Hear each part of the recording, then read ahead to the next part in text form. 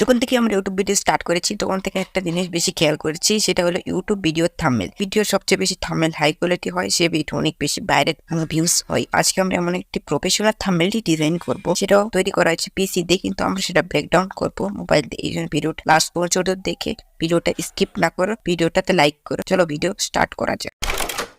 PNG বানানোর জন্য আমরা পিক্সেল ল্যাব অ্যাপ্লিকেশন ইউজ করব।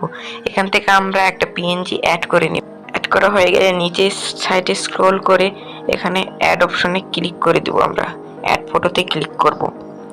এখান থেকে যে কোনো একটা স্ক্রিনশট আমরা এখানে অ্যাড করব।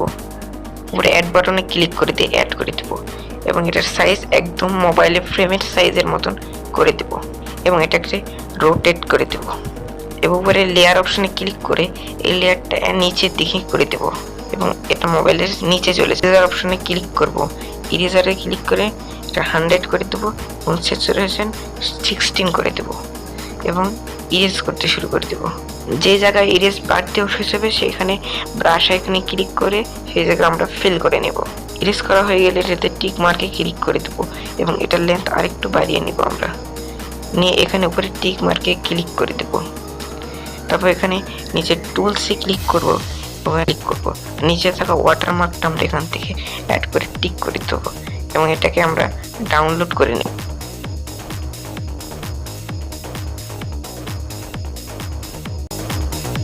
পিএনজিটা বানানোর জন্য আমরা এখান থেকে পিক্সেল ল্যাব অ্যাপ্লিকেশন ইউজ করব। 3 নম্বর অপশনে ক্লিক করে এইচডি কালারে ক্লিক করব, গ্রেডিয়েন্টে ক্লিক করব, প্লাস আইকনে ক্লিক করে 3 নম্বর গ্রেডিয়েন্টটা আমরা এখান থেকে নিয়ে নেব এবং এটার লেন্থ একদম মাঝখানে করে দেব।